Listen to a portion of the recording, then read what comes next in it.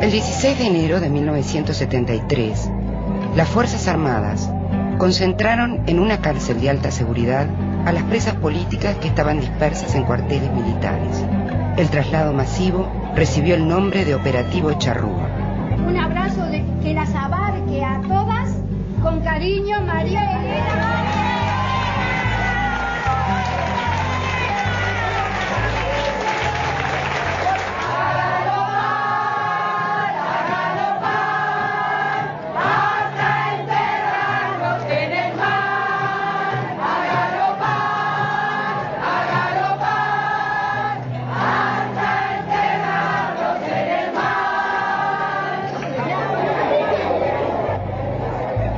La cárcel de Punta de Rieles funcionó durante 12 años y por ella pasaron más de 600 mujeres.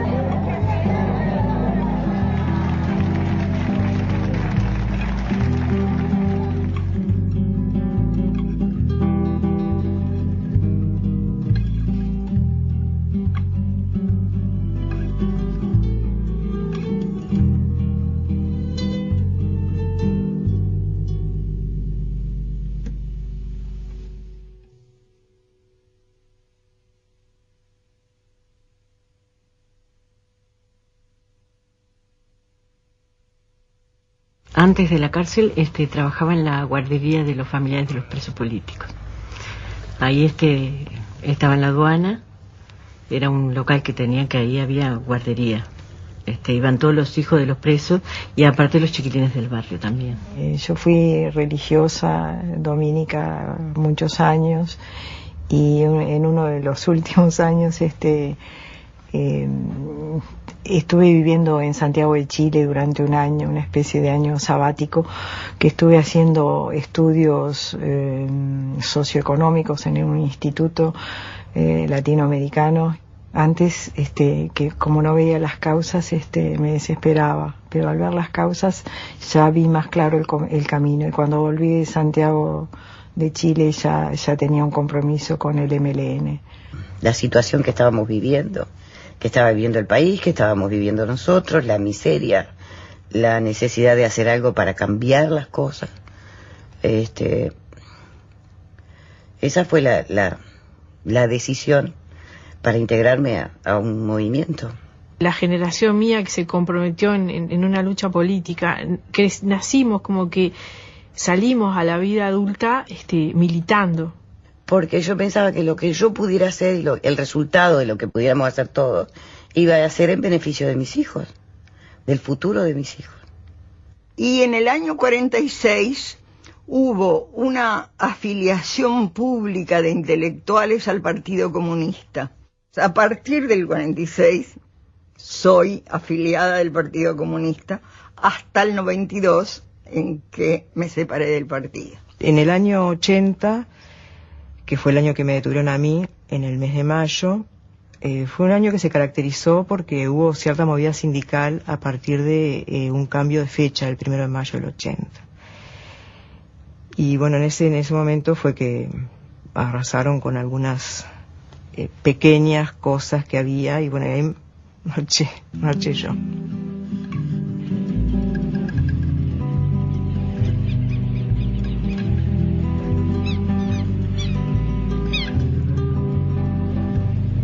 ...175 mujeres inauguraron la jaula de oro, como gustaban llamar los militares al penal.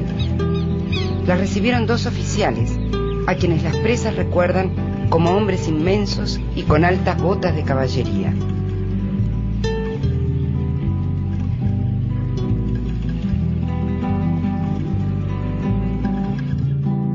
Para mí fue en esa primera instancia como un alivio el llegar a ese lugar. Yo siempre digo, bueno, era como, parece como una paradoja, pero era como tocar el cielo con las manos, ¿no? O sea, el hecho de salir del cuartel e ir a un lugar donde conocías tanta gente. Dentro de ese promedio de 24 años, la mayoría andábamos por los 20, 21, 19, entre 19 y 22, ahí andábamos la mayoría.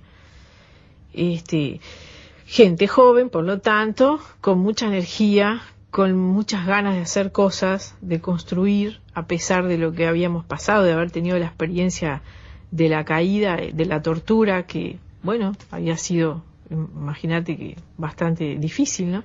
Y los milicos estaban acostumbrados a manejarse entre hombres. Solo después crean un cuerpo especializado en hostigamiento, un cuerpo de mujeres que fueron las milicas, ¿no?, que nos atendían en Punta de Rieles. Sentirte como mucho más acompañada, sentirte, bueno, de que de alguna manera ya no estabas en el cuartel, que era el símbolo de la tortura, que era el símbolo de la inseguridad, de la incertidumbre. Prefirieron ponernos a todas juntas y no tenernos por ahí desparramadas, ¿no? Como que éramos más manejables en un solo lugar. El grupo humano, el grupo de gente, digo, como que daba más seguridad, ¿no? Y te sentías afectivamente incluso más sostenido, más contenido, ¿no? Y con mucha ilusión de que eso, bueno, las cosas iban a rodar bien y íbamos a salir dentro de no mucho.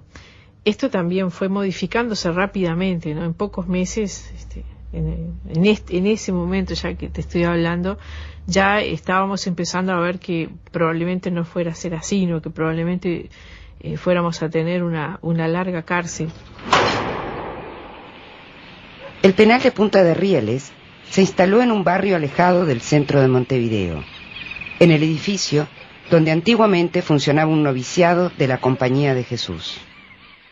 El edificio más importante del penal, lo que era el celdario, es un edificio de 3 plantas, de muy buena calidad constructiva. Tenía lo que seguramente habían sido aulas o dormitorios y una capilla. Era de ladrillo visto, de muy buenos materiales, la capilla de piso de mármol blanco.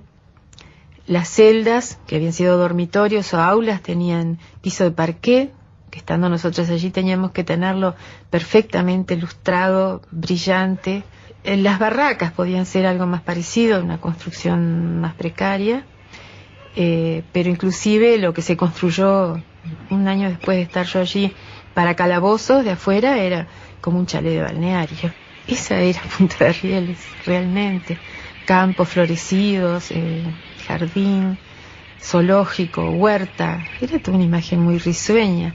Mirándolo así nadie podía imaginarse que eso era una cárcel donde los militares cumplían muy fehacientemente su rol de destruir física y sobre todo psicológicamente a las personas que tenían allí presas, ¿no?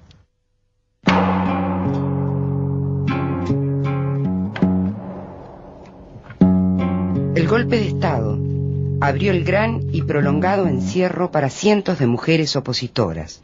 A partir de ese momento, la cárcel creció y se transformó en sitio militarizado.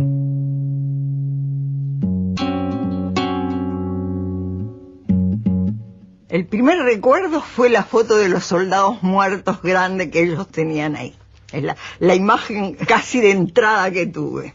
Y me mandan a calabozo. De pronto empiezo a oír voces de mujeres que cantaban la varsoviana. Y yo dije, estoy loca. Porque imagínate, después de casi un año de rodar por aquellos cosas horribles del cuartel de la Paloma y de todas las cosas, llegar al penal y que te canten la varsoviana. Sí, ese día estaban de mudanza. Estaban arreglando el sector donde nosotros íbamos a estar y nos trasladaron a las barracas. Fue espantoso, fue dantesco. Íbamos todas con los colchones, los bolsos, las milicas apurándonos, revoleando el palo, el tolete, el griterío. Era un infierno aquello. Esa fue la impresión del primer día.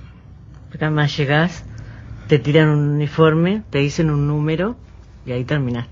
Te convertiste en un número.